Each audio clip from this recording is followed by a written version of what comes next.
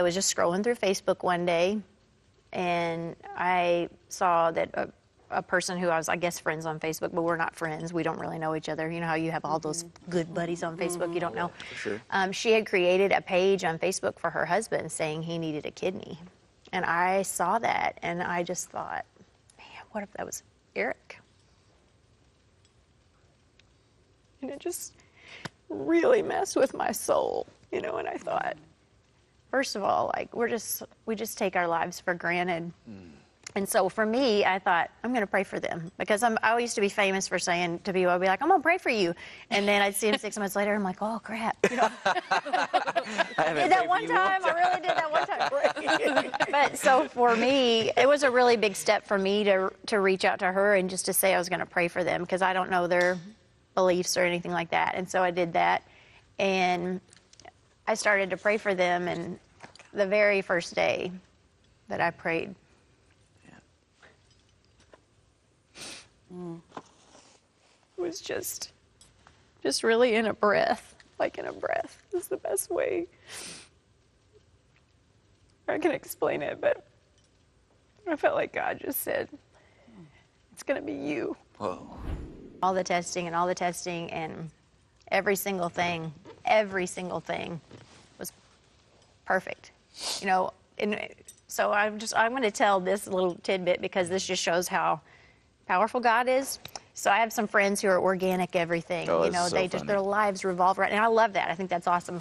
But I was able to tell them when everything was approved, I was like, guys, here's how big God is. I was like, I didn't even drink water until I was like 35. I only drank Diet Coke. Like, that's it. Like 2 gallons a day, probably, like so much Diet Coke. And I was like, God was able to take my rickety old kidneys. You know, I mean, I put them through a lot of grief, and they came back and they're like, you have the kidneys of like an 18-year-old. Oh, wow. Wow. I mean, it's crazy, you know. So I was like, so we may think that we're in control, but we're just not, you know. Oh my gosh, this is amazing. That is an Yeah, amazing and so I mean, there's so many details of the story, but And it was neat, you know, just every time we would go to the hospital, or even when you're sharing the story, because all they ever see is family donor. members. Yeah. You know, and it's like, so they're like, so how do you know the? And Chantel's like, honestly, I don't, and we haven't met never them. met And they're like, no, hang on, what?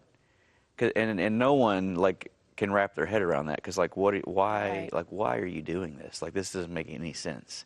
And so then this was another big piece. I mean, you'll probably share about that too, but every time that moment presented itself, she had to decide, am I going to tell them that God asked me to do this? Or do I just say, kind of just like let it just kind of, oh, I just, you know, I mean, because you could really, they don't care. But she had to decide, am I going to really, like, every time say that this was like God? That's what's so awesome about God, and I would have never learned it any other way, even through, I mean, the phenomenal things He's put in our lives. I remember it was probably the second time we had made a full-day trip to St. Louis for testing, and I felt like, and my faith was like, you know, that mustard seed. I was like, man, that is exactly where I was at. And nobody knew. I mean, probably 5 people in our lives knew total. And I felt like God was like, okay, I was sitting in the lab, and He's like, here's your opportunity. What are you going to say? And I mean, there were times when I didn't say anything. But I'll never forget the first day that the girl asked me in the lab.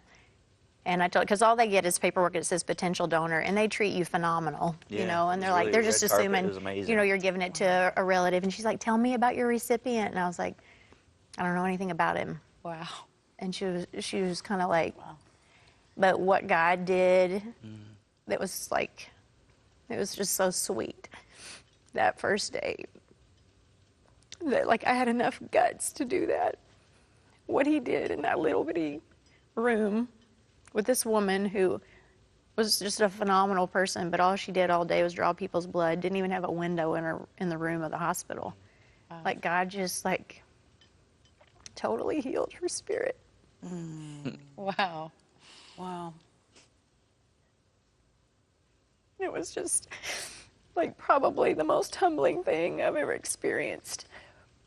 And from that day, I just said, I'm going to tell the story to the people who don't know me, like every opportunity in the hospital.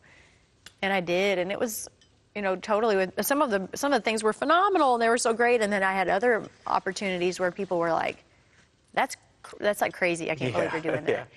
And so, but you know what? It was so cool because God honored that first step, and that's like what I needed so much, and it gave me the strength to do more.